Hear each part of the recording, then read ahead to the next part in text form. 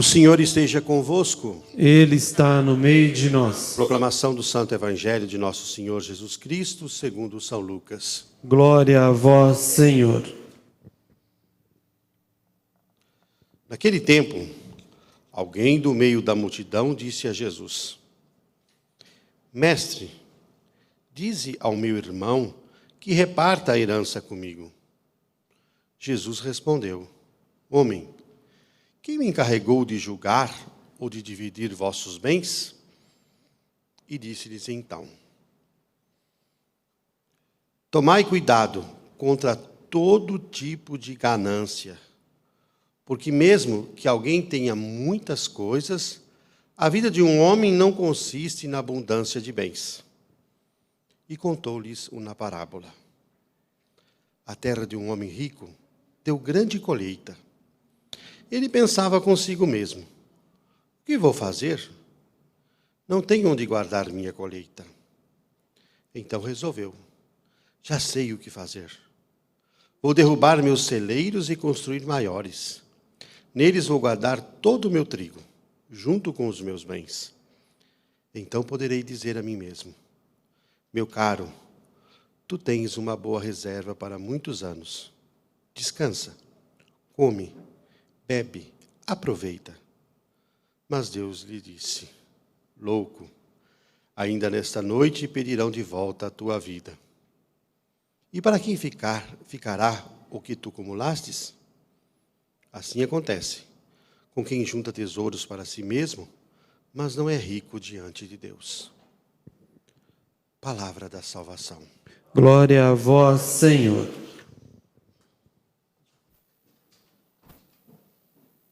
Ao livro.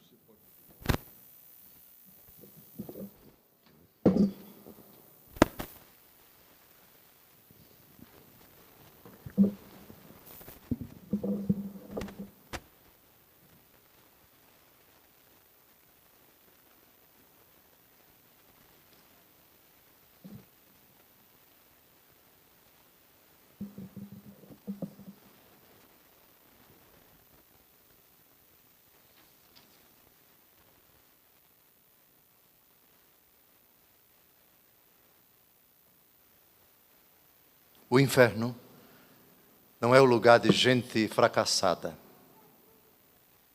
O demônio não quer esse tipo de gente. Os sérios candidatos ao inferno e os que eventualmente estão lá têm algumas características muito interessantes que nós, curiosamente e infelizmente, valorizamos. Gente trabalhadora, guerreira, ousada, gente realizada profissionalmente, gente que teve sucesso na vida. É exatamente isso que o demônio quer. O demônio não quer candidatos ao inferno que não tenham virtudes. Ele quer que nós tenhamos muitas virtudes. Só que ele semeia no meio dessas virtudes um único defeito. Há determinadas virtudes, e excluamos as virtudes teologais, fé, esperança e caridade, porque essas vêm do alto. Essas são, como o apóstolo Paulo diz, pela graça sois salvos, mediante a fé, e isso não vem de vós, é dom de Deus. A fé é um diferencial que pode submeter e, digamos assim, subjugar, e, digamos assim, escravizar, e, digamos assim, colocar como escabelo dos seus pés todas as outras virtudes humanas. O grande erro da vida de muitos cristãos é supervalorizar ou dar um valor indevido a certas virtudes, digamos assim, bobas. Em comparação com a fé que salva, com a esperança que não decepciona e com a caridade que jamais passará, todas as outras virtudes são bobagem. Fulano é um guerreiro, fulano é um batalhador, Mas fulano é um trabalhador que parece um burro de carga. A vida toda para trabalhar. Grande bobagem perante Deus isso. Alguém está chocado com as frases iniciais do bispo? Se tiver chocado, ótimo, porque eu quero exatamente chocar. E vou provar que aquele de quem fala, o apóstolo Paulo, na primeira leitura de hoje, o príncipe que reina entre o céu e a terra, o espírito que age agora entre os rebeldes, e nós que estávamos mortos por causa de nossas faltas e pecados, éramos assim. Outrora nos abandonávamos às paixões da carne, satisfazíamos os nossos desejos, seguíamos os nossos caprichos, éramos, por natureza, como os demais, filhos da ira. Sim, essa homilia é impactante justamente para mostrar que, em comparação com a fé, a esperança e a caridade, essas virtudes bobas, eu digo bobas porque o demônio quer que nós as tenhamos. O demônio não joga no nosso coração um defeito para que ele fique escancarado. O demônio não quer reinar no primeiro momento. O demônio quer jogar a cisanha no meio do trigo e desaparecer. Atenção, porque a parábola de hoje fala de um homem de sucesso, um trabalhador, um guerreiro, um homem que vive para trabalhar. E o demônio joga no coração dele apenas uma pequena desgraça, a avareza. Mestre, dize ao meu irmão que reparta a herança comigo. Na minha terra se diz que herança é que os mortos deixam para os vivos se matarem. Ô ditado triste, mas é verdade.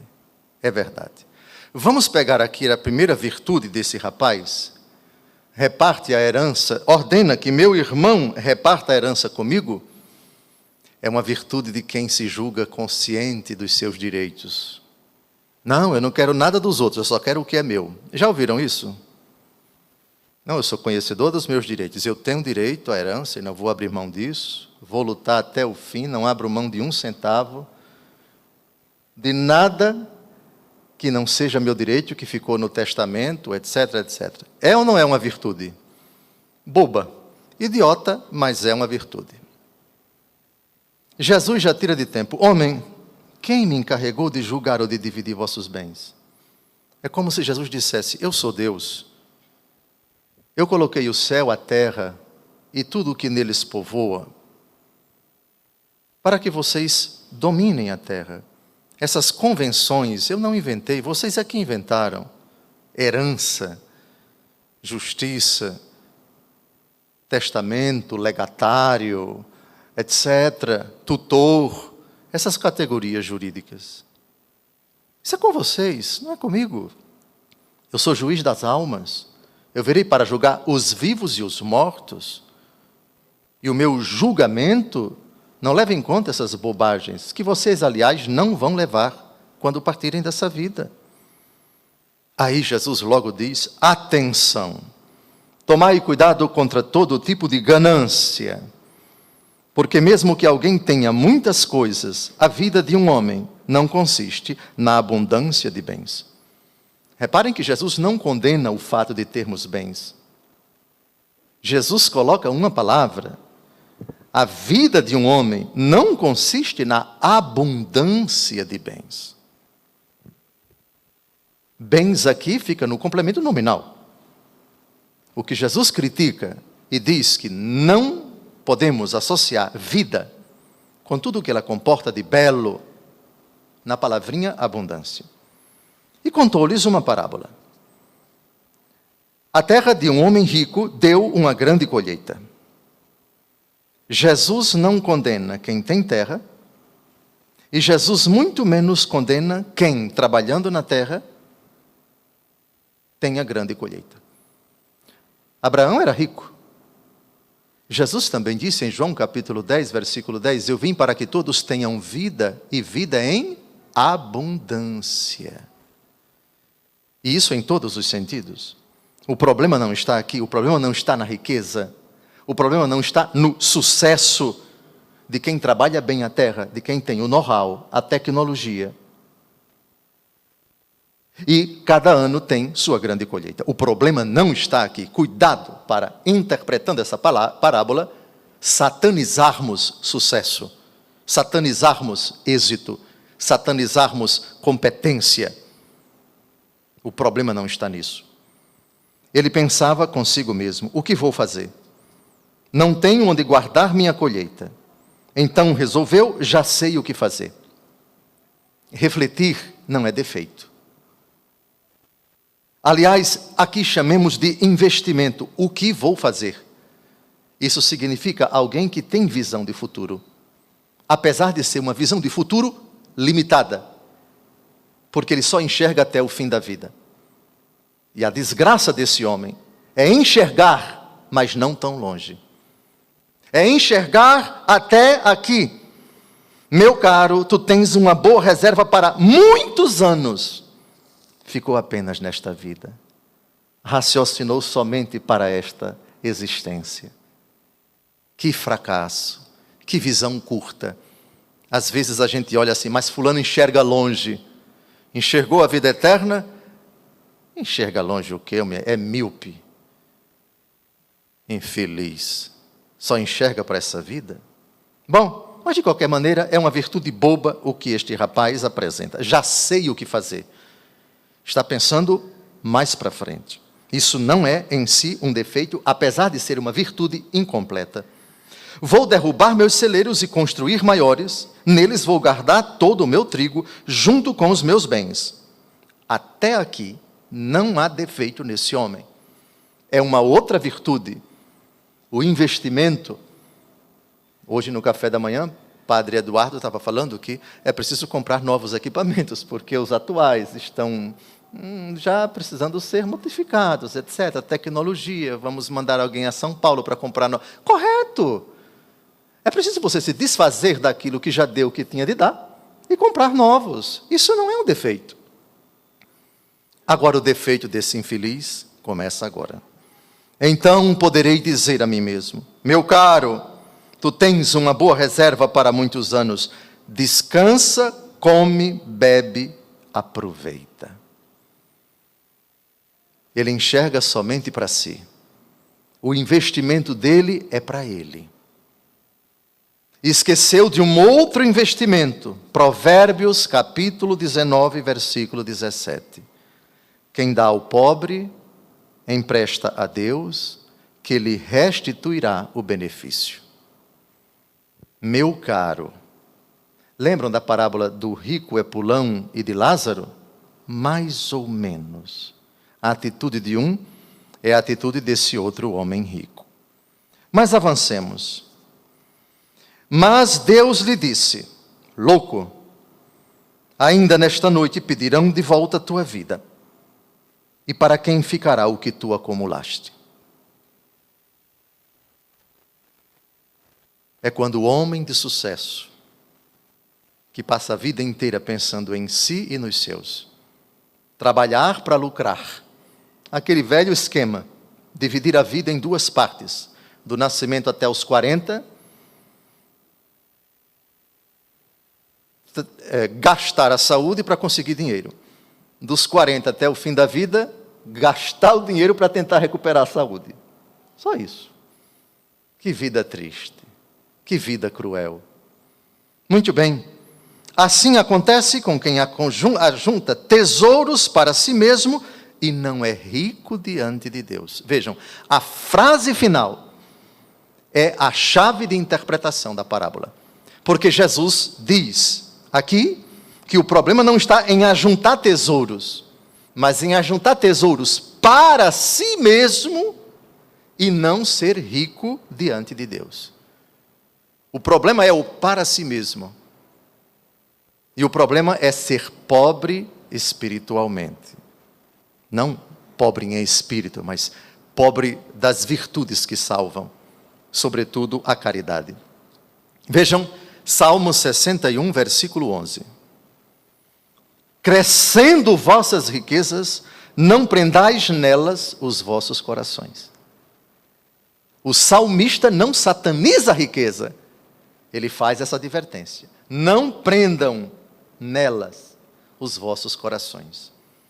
E prender o coração às riquezas, e aqui, por favor, a Bíblia não faz uma distinção entre quem é rico e quem é pobre do ponto de vista sociológico ou econômico. Não, pobre é quem não tem televisor, quem não tem micro-ondas, quem não tem isso, quem não tem aquilo outro. Pobre é quem ganha menos de um salário mínimo. São critérios humanos. Esqueçam isso. Riqueza é aquilo que você possui. Aliás, absolutamente falando, você não possui nada, a não ser o pecado. 1 Coríntios, capítulo 4, versículo 7. O que tens que não tenhas recebido? E o apóstolo Paulo, em outra ocasião, diz: tudo é vosso, mas vós sois de Cristo, e Cristo é de Deus. Então, absolutamente, não temos, a não ser o pecado, nada. Não temos nada. Aliás, o apóstolo Paulo, o mesmo apóstolo Paulo, na 1 Timóteo, capítulo 6, versículos de 7 a 10, diz, essa frase é cruel, essa frase é dura: nada trouxemos deste mundo, como tampouco nada poderemos levar. Tendo alimento e vestuário, contentemo-nos com isto. Aqueles que ambicionam tornar-se ricos caem nas armadilhas do demônio e em muitos desejos insensatos e nocivos, que precipitam os homens no abismo da ruína e da perdição. Porque a raiz de todos os males é o amor ao dinheiro. Acossados pela cobiça, alguns se desviaram da fé e se enredaram em muitas aflições. Jesus, em outra ocasião, no Sermão da Montanha, precisamente nas Bem-aventuranças, na versão do evangelista Lucas, capítulo 6, versículo 24, diz: ai de vós ricos, porque tendes a vossa consolação. Consolar-se para si. Minha preocupação sou eu, são os meus bruguelinhos, são as minhas crias, são os membros da minha família por quem eu trabalhei tanto. Louco, insensato. Hoje mesmo vai ser tirada a sua vida. E os bens que você adquiriu, para quem ficarão? É a pergunta que nosso Senhor faz no final da parábola de hoje. Aliás, é preciso aqui, nesse sentido, explicar por que Jesus quis dizer: assim acontece com aquele que ajunta tesouros para si mesmo, mas não é rico diante de Deus. Em Lucas 16, versículo 9, nosso Senhor e Salvador diz o seguinte: em verdade vos digo, fazei amigos com a riqueza injusta, para que no dia em que ela vos faltar, eles vos recebam nos tabernáculos eternos. Amigos? Que amigos são esses? O Pai, o Filho e o Espírito Santo. E precisamente o Filho que vai dizer no juízo final: tive fome e me deste de comer. Tive sede e me deste de beber. Estive nu e me vestistes. Estive preso e me visitastes. Estive enfermo e fostes ver-me. Quando foi que te vimos com fome, com sede, nu, preso, enfermo? Todas as vezes que fizestes isto a um desses pequeninos, foi a mim que o fizestes. Então agora expliquemos o que Jesus quer dizer: fazei amigos com a riqueza injusta. Riqueza injusta não é riqueza obtida injustamente no pecado, desobedecendo às leis dos homens, desobedecendo à lei de Deus, não. Riqueza injusta, desculpe a expressão, essa porcaria que nós chamamos de dinheiro, de bens materiais, daquilo que está registrado em cartório, daquilo que está no banco. Injusta porque não justa, ela não justifica perante Deus, a não ser que você a utilize bem. E como é que você utiliza bem o patrimônio que Deus dá para você? Provérbios 19, 17. Quem dá ao pobre, empresta a Deus, que lhe restituirá o benefício. Marta, Marta, andas muito inquieta e te preocupas com muitas coisas. No entanto, uma só coisa é necessária. Maria escolheu a boa parte, que lhe não será tirada. É a grande amiga de Jesus, irmã de Maria, sentada aos pés de Jesus, na casa de Lázaro. Os 3 irmãos, grandes amigos de nosso Senhor, em cuja casa Jesus costumava se hospedar, Betânia, que era um povoado colado com Jerusalém. Jesus não dormia em Jerusalém, Jesus dormia na casa de Lázaro, se hospedava lá, se sentia bem na casa desses amigos. Pois bem, apliquemos para a advertência que Jesus dirigiu a Marta, advertência educada: tu andas muito inquieta e te preocupas com muitas coisas. É como se Jesus dissesse: parabéns, batalhadora, parabéns, guerreira, parabéns, mulher lutadora, parabéns, mulher não preguiçosa, parabéns, mulher que 3 da manhã já está em pé, cuidando de tudo, pensando nos filhos, no leite, no pão, na margarina, na comida, o café da manhã que tem que estar na hora, levanta as crianças, leva para a escola, o maridão vai trabalhar, vai, etc. Grande coisa. O infeliz da parábola de hoje tinha as mesmas virtudes, e até mais. Homem de sucesso, homem realizado profissionalmente, perante Deus, entesourou para si mesmo, mas não se tornou rico diante de Deus. Amados, no Salmo 99 que nós cantamos, o refrão, muito bonito. O Senhor mesmo nos fez e somos seus. Servi ao Senhor com alegria. Sabei que só Ele é Deus. Sim, Ele é bom. Sua bondade perdura para sempre. Seu amor é fiel eternamente. Glorifica a Deus que te deu coragem, que te deu virtudes, apesar de bobas. Desculpe, por favor, não estou debochando de quem tem essas virtudes humanas, que ateus também têm. Gente que não acredita em Deus tem sucesso, se realiza profissionalmente, lucra, constitui um patrimônio considerável e, segundo os critérios dos homens, realizado profissionalmente. Está com a vida ganha. Já ouviram isso? Fulano está com a vida ganha. Rapaz, vai para o fogo do inferno se não puser em prática a advertência de Jesus. Assim acontece com quem ajunta tesouros para si mesmo, mas não é rico diante de Deus. Deus tenha compaixão de nós e impregne no nosso coração essa dura lição, para que jamais perante Deus a gente supervalorize virtudes bobas. Eu disse bobas em comparação com as virtudes que salvam, com as virtudes que justificam. A fé, sem a qual é impossível agradar a Deus, Hebreus 11, versículo 6. A caridade, que jamais passará, e que no frigir dos ovos, quando deixarmos esta vida, são as nossas obras. Atenção, isso não vem de vós, é dom de Deus, não vem das obras para que ninguém se orgulhe. Não obras da lei, mas se são obras realmente que justificam, são dom de Deus por nosso intermédio.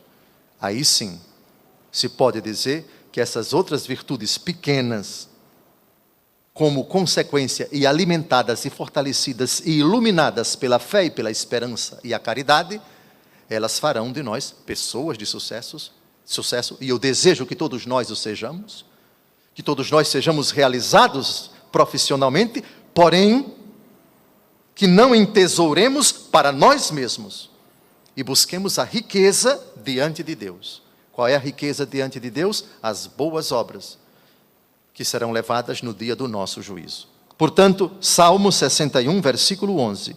Crescendo vossas riquezas, não prendais nelas os vossos corações.